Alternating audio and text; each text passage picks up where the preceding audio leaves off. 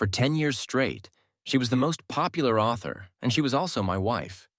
Her newest book, Night Sky, was a massive success, and after that, she said she was done writing. At the event where she signed books, she held the microphone close and her eyes filled with tears.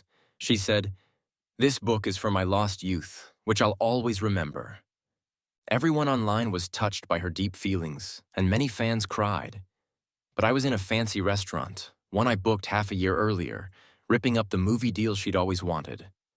I replaced it with papers for a divorce. Then I left in a fancy car and headed overseas, while she went crazy trying to find me. When Catherine came back home, I had just finished selling my business shares. She took off her fancy shoes and asked, "Why is it so dark in here?" "I don't want the lights on," I said, not very nicely. Catherine looked confused but didn't complain. But when she got to the kitchen and saw there was no food like there normally was, she got angry and pointed at the empty stove. "Robert, what's your problem? Today is 7 years since we got married. You didn't even cook?" "Why would I cook?" I asked. Maybe my strange behavior made Catherine snap. She threw her bag at me and it hit my face. "Robert, are you being difficult? I was just a bit late." "I told you, today was the day I signed my new book, and it was the last time I'd meet my fans before I stopped writing." "Are you saying I should have left all those fans just to eat with you? Does that make sense?" No, it didn't. But to her, it seemed okay to say how much she loved Leo on this special day. I sat on the couch feeling like a complete idiot. I blurted out, "Catherine, I want to end our marriage." And I went to the bedroom. I heard the water running in the shower. I cleaned my face. An hour before, I was at that restaurant I booked 6 months ago, waiting for Catherine to show up. Today was our 7th anniversary. Catherine had said she had a surprise for me. I also had the movie contract for her new book, something she'd wanted for so long. I kept picturing how happy she'd be. Right before the book signing, Catherine sent me a message. "My love, I'm a little tied up today. Wait for me, please." I felt a rush of warmth and told her to take her time. I opened the live video of the signing. Catherine was there, in a white dress, holding the microphone with tears in her eyes, and she started to talk, her voice shaky. "Thank you all for being here. Night Sky is based on a true story about the pure love between me and my first love, Leo. This book has all my young, sweet memories, and I've decided I won't write anymore after this." I just stood there, frozen, as loud clapping filled the live video. Many fans ran up, asking Catherine what happened with her and Leo. I held my breath, waiting. Then she spoke again, her eyes red. "He left me when I was 18. I've missed him every day since. My heart broke into pieces. I don't even remember how I got home. If Leo was her real love, what was I? What did 7 years of being married even mean?" After I showered, I started packing my suitcase. I didn't notice when, but Catherine was suddenly in the bedroom. She saw what I was doing, and for the first time, I saw a little fear in her eyes, which were usually so calm. She took my hand and said, "Honey, I know you're mad about today." I stopped for a second, and my hands froze. Catherine kept talking, shaking my arm and acting cute. "I was late for our anniversary, and it's my fault. I even have a signed copy of Night Sky for you. Aren't you excited?" I looked at the book in Catherine's hands with Night Sky on the front, and I just felt like she was making fun of me. On our anniversary, she was thinking about her first love, who was gone. And now she wanted me to be part of it too? I pushed the book away, saying coldly, "You can keep that book to remember Leo. I don't want it." Catherine's face went white. She tried to speak, but I'd already picked up my suitcase and was heading for the door. Seeing how determined I was, Catherine got angry. "Robert, are you serious? Leo died so long ago. Do you really have to fight with me every day about someone who's dead?" No, I didn't, but I knew that to Catherine, Leo wasn't just someone who had died a long time ago. His ways, the things he liked, every word he said, every look he gave, they were always there, in our lives. After 7 years, I thought I had finally won Catherine's heart. But I never guessed that deep down, the person she still wanted was Leo. Since I was always the outsider in this three-person relationship, I decided I would leave. Catherine was also mad because I was quiet. She threw our wedding picture from upstairs, and it landed at my feet, like she was letting out her anger. "Okay, go. If you leave, don't ever return. Tomorrow we'll go to the office and get a divorce." I walked alone on the empty street, pulling my suitcase. I couldn't help but remember the past, with Catherine, Leo, and me. I knew Catherine had a first love who had died. Leo was a huge part of her life, almost from the very beginning. They went to school together, painted in art rooms together, and told each other their deepest secrets. Until Catherine's 18th birthday, when Leo missed her party because of an important art contest. That day, Catherine and Leo had a big fight. She even said that if he didn't come back in time, they were over. Trying to get back quickly, Leo took a chance and crossed the train tracks, but a train that came early hit him. The fast train left no sign of Leo's body. Catherine was heartbroken. She even tried to end her life by lying on the tracks. When Catherine's parents took her to the hospital, I was working there, learning about mental health. To help Catherine, I spent almost all my time at the hospital. Finally, Catherine started to open up, and we started to like each other in a way that was more than just doctor and patient. When Catherine gave me her short story, looking shy, and told me she loved me, I wasn't sure, but love was stronger than my doubts, and I said yes. Catherine wanted to be in the movie business. She always wanted her stories to be on the big screen. For Catherine, I gave up my dream of being a doctor and put money into a movie company. I always thought my relationship with Catherine was strong, but today, I realized how silly I was. My phone buzzed in my pocket. It was my godmother calling. "Robert, did you really sell the movie company? That was your dream. I told you to sell it and come live with us overseas, but you said no. Why now, suddenly?" "If I want to sell, I sell," I said, cutting off my godmother. "Godmother, I want to live overseas." There was a short pause on the phone, and then she sounded very happy. "Robert, you finally understand. That's great. When are you coming?" "I'll be going back to our home country next month. How about tomorrow? I'll get the plane ticket." After getting my ticket, I stayed at a hotel nearby for the night. Catherine didn't call. Instead, she wrote something on social media. I looked at it. She was at the school Leo used to go to. She took a picture with Leo's teacher and wrote, "The best teacher ever." In the picture, there was a big painting of the land hanging on the wall. I knew it right away. It was Leo's last painting. Not only did she say she loved Leo on our anniversary, but after our fight, she was just casually visiting Leo's old teacher. Even though I knew I meant nothing to Catherine, seeing that post still made me sneer. Something inside me broke. I threw my phone away and put my head in the pillow, falling into a deep sleep. I woke up to my phone ringing like crazy. It was Catherine's best friend. "Robert, Catherine's had too much to drink. Can you get her?" I said no right away. "I'm not coming." Catherine's friend freaked out. "Robert, what kind of person are you? Do you even know that Catherine sold the rights to Night Sky for cheap so your company could do well?" "Yes, she said those things to the media, but she did it to sell it quickly. Catherine has done so much for you, and you're treating her like this. I'm really sad for her." I was shocked. Catherine sold the rights to Night Sky for a low price to help my company? How did I not know? Then I remembered the movie deal I had ready for Catherine that day, and it all seemed so silly. You can believe whatever you want. Anyway, Catherine and I are over. I hung up, but after thinking, I felt like I should at least explain things to Catherine. I got a taxi to the bar Catherine's friend told me about. Sure enough, Catherine was passed out in a booth, very drunk. As soon as she saw me, her eyes got red and she hugged me, saying, "Honey, you're here at last." Catherine cuddled up to me like a baby cat. Her loving actions and needy words made it hard for me to let go. I couldn't help but think maybe it was all a mistake. But then, Catherine put her arms around my neck, and tears started falling on my clothes. "Leo, you're finally here. I thought you were mad at me and wouldn't come back." I got all your paintings from the teacher, and I've got the money for your art show. You won't have to worry about no one seeing your art anymore. I'm going to put your paintings everywhere in the city. I want everyone to know that Leo is the best artist. My body went stiff, and when I reached out to touch Catherine, my hand just fell, because I couldn't paint. The one who loved painting was Leo. I still carried Catherine back to our house.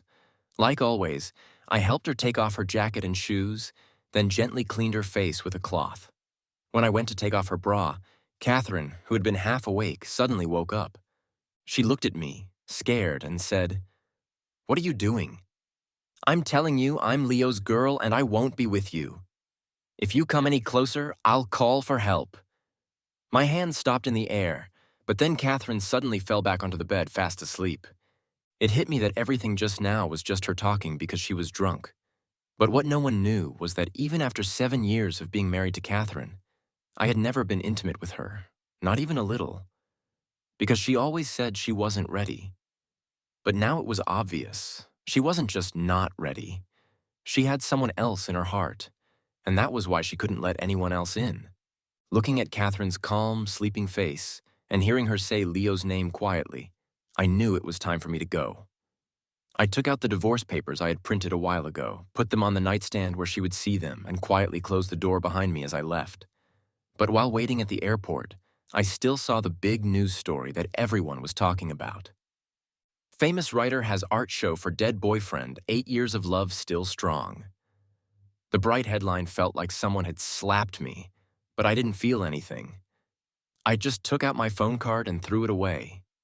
Even before I threw the card away, I saw that Catherine had tried to call. By the time the sun started to rise, I was already in another country. My aunt and her family came to get me from the airport. Everyone gave me a big hug when they saw me. "Robert, welcome back." My aunt's daughter, Sarah, kept making fun of me. "Robert, didn't you say you wanted to be a famous movie maker? What happened? We haven't seen your first movie and you're already back. Where's your wife?" Sarah looked around behind me, and I felt a little awkward. My aunt poked Sarah with her elbow and then gave me a warm hug, saying, "Robert, welcome home." For the next few days, my aunt made sure Sarah stayed with me, taking me out to eat, drink, and have fun, always worried that I might be sad. Sometimes Sarah would ask why I came overseas, but I stayed quiet. It wasn't until our weekend dinner that my aunt got a call from Catherine. After hesitating for a moment, she asked if I wanted to talk to her. I said no, but Catherine's voice suddenly came from the phone's speaker.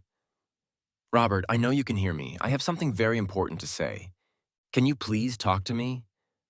I took the call, not really wanting to. Catherine, her eyes red, asked me, "Robert, why did you leave without saying anything?" Her question made me speechless, and after a moment of silence, I reminded Catherine, "We're ending our marriage." Catherine immediately shook her head, like a little kid. "No, I don't agree. We can't get divorced." I stayed quiet, but Catherine seemed worried on the other end of the phone. "Robert, did you hear something? Those are all not true. It's just the news people making things up. Please listen to me and let me explain." There was nothing to explain. Some things were already decided, and no matter how much I tried to fool myself, I couldn't hide it anymore. I calmly told Catherine, "The divorce papers are on the nightstand. Sign them and tell me when you're done." Without waiting for her to say anything, I ended the call. I gave the phone back to my aunt and saw news about Catherine and Leo everywhere. How funny that she could explain things to me while still talking about how much she loved someone else. There was no pain in my heart. I thought to myself that I must have gotten used to her lies. As I thought, Sarah finally figured out what was happening between me and Catherine. After the family dinner, she asked if I wanted to work at her company. I said no, I wasn't interested. I wasn't the kind of person with big dreams.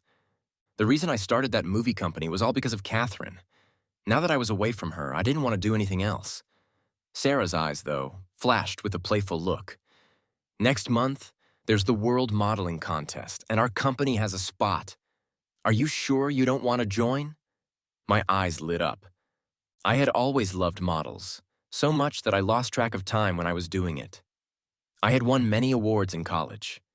Years ago, when my aunt asked me to come overseas, It was because the modeling clubs there were starting to grow, and she thought I could do great things in that area. But for Catherine's sake, I had given up on my dream and spent all my time being with her. In the end, all I got was her deep betrayal. Now, this special chance was right in front of me, and I didn't want to miss it. I said yes to Sarah's offer right away. After years of not working with models, I thought I'd be bad at it, but surprisingly, my body still remembered. After just a little practice, I was able to get back into the swing of it. There were people who doubted me, but Sarah stopped them all. She said, "Robert has been doing this for many years. I trust him." Soon, the day of the contest came. In the waiting room, I took deep breaths, trying to calm down, and Sarah, with her hands in fists, gave me my favorite drink. "Good luck, Robert. You can do it." With her cheering me on, I stepped onto the stage I hadn't been on in 10 years. And then, I won the top prize. Loud clapping filled the place, and everyone came up to me. Even Sarah's eyes were filled with tears. Among the happy shouts, I saw someone I knew. It was Catherine. When she saw that I had won, she ran to the stage right away, wanting to hug me. I moved out of the way. This made Catherine feel bad, but soon she calmed down, a bright smile on her face as she congratulated me. "Robert, congratulations on winning." "Thank you," I said, not showing much emotion. After thanking her, I turned to leave, but Catherine stopped me and quietly asked, "Robert, when are you coming back with me?" Come back? I had never thought about that. But seeing the hope in Catherine's eyes, I still found it a little funny. "I'm not coming back," I said. "I've already told you I want to end our marriage." Catherine got worried. "Robert, I know you're mad, but haven't you been mad for long enough? Even if you're unhappy with me, surely that anger is gone by now, right? Come on, let's go back. Let's go back to how things were, just like before." A tantrum? So all my sadness and disappointment were just a tantrum to Catherine. I suddenly found it so silly, and I pulled away from Catherine's hand, saying each word clearly. "I'm not having a tantrum. I'm serious. Since you can't forget Leo so easily, I'll leave. From now on, you can remember him freely, without anyone bothering you." But Catherine wouldn't let go of my hand. Under the bright lights, someone knew who she was and started taking pictures like crazy. The microphone was pushed in front of her. "Catherine, are you the writer of Night Sky? Didn't you say before that you were going to stop writing to remember your dead lover? Who is this man? Do you have a new boyfriend? What does Leo mean to you?" One question after another came like thunderbolts, and Catherine couldn't answer any of them. Seeing her face get red, I suddenly thought everything was so ironic. I let out a cold laugh and walked off the stage by myself. But these reporters were more determined than I thought. When they couldn't get answers from Catherine, they shoved the microphone in my face, asking questions that were very harsh. "Mr. Robert, are you the reason Catherine and Leo's relationship ended? Why are you breaking them up? Fighting for the love of someone who's dead? Don't you feel bad?" I looked at Catherine beside me, her lips pressed tightly together, not saying a word to explain. She let the mean comments drown me. Finally, it was Sarah, who couldn't take it anymore, who pushed through the people to stand by me and block all the mean-spirited questions. "What are you all talking about? Robert and Catherine are married legally. They've been married for 7 years. As for that Leo, I've never heard of him. Even if there was someone interfering, it would be him." Sarah's words immediately changed the focus, and everyone looked at Catherine. With everyone watching, Catherine couldn't lie anymore and had to admit we were married. Not only that, but she also took the chance to ask me with tears in her eyes, "Robert, I did all of this to make Leo's last wish come true. Now that his wish has come true, will you come back with me?" "No," I said firmly. "Sign the divorce papers soon. I don't want to go to court." I walked away quickly, leaving Catherine behind, calling my name desperately, but her voice was lost in the reporter's chatter. Both Catherine and I were in the news. I don't know who made it their job, but they revealed everything about the years we spent together. including when Catherine had tried to end her life and how I had stayed with her, helping her get better. Looking at all the discussions online, I felt a little lost. I had done so much for Catherine, but it didn't matter anymore. Now that I had decided to move on, how much I had done didn't mean anything. As for Catherine, with the media asking so many questions, she was running around, completely stressed. But no matter what people said, Catherine still refused to end our marriage. She even said publicly that it was all a mistake and that we wouldn't separate. I thought it was funny and didn't want to waste any more time on it. I filed for divorce right away, but I didn't expect her to show up at my house. To celebrate my win, Sarah threw several parties in a row. After a few days of drinking, I felt dizzy. The next morning, I wanted to go out for some soy milk, but before I could leave, I saw Catherine standing at the gate of the neighborhood, holding a big bunch of flowers. The cold winter wind made her nose red. Catherine stood there, breathing out air and tapping her feet, sometimes fixing the flowers in her arms. When she saw me, her face lit up, and she ran over. "Robert, I've finally found you." "Why are you looking for me?" I asked her. I know I was wrong. The art show is finished. "Robert, can we go home?" Catherine's voice had a carefulness I had never heard before, a tone I never thought I'd hear in the past. We had argued about Leo before, but every time I had been the one to say sorry. I had once hoped that Leo, who stood between us, would disappear, that one day I could be special in Catherine's heart. But when that day really came, I realized I didn't need it anymore. Ignoring everything she said, I asked her, "When will you sign the papers to end our marriage?" Hearing this, Catherine's face went pale, and she looked at me with a pleading expression. "Robert, do we always have to talk about these things that hurt when we see each other? Hurtful? I didn't think so." Compared to the hurtful things Catherine had said to me over the years for Leo, this question was nothing. Besides, hadn't this always been what Catherine wanted? To be known openly as someone who loved Leo. Not wanting to say more, I made everything clear. "You don't have to sign, but I've already started the divorce process. The court date is next week. Make sure you're there." Catherine's face turned pale. She grabbed my sleeve, her face turning white. "Robert, can we really never be together again?" "I brought you something. Your favorite jasmine flowers." Catherine handed me the flowers. But before the flowers could even get close, Sarah, who had come out, grabbed them and threw them in the garbage. "Is Robert allergic to flowers? Are you trying to hurt him?" Catherine tried to say something, but my face started swelling up quickly because of the allergy. With no time to say anything, Sarah drove me to the hospital right away. The quick allergic reaction made me pass out. The doctor said I needed someone to give me blood. But my blood type was rare, and the hospital didn't have any that matched. Even if they tried to get some from the closest place, it would be too late.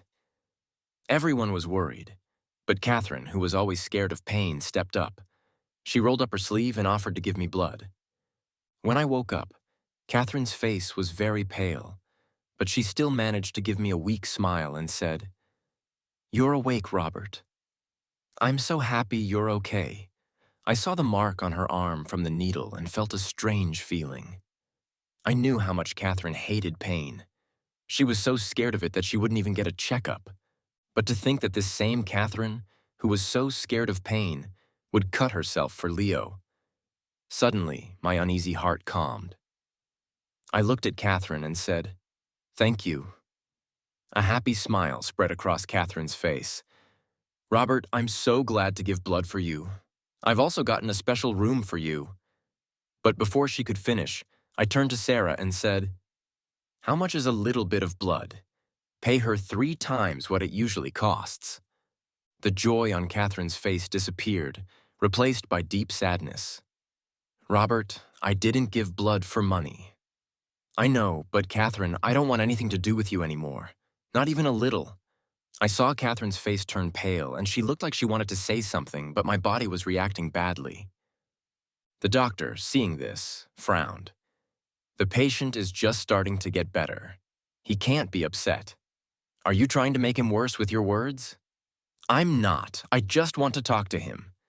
Catherine tried to explain, but the doctor had her taken out of the room. For the next few days, she wasn't allowed to see me at all.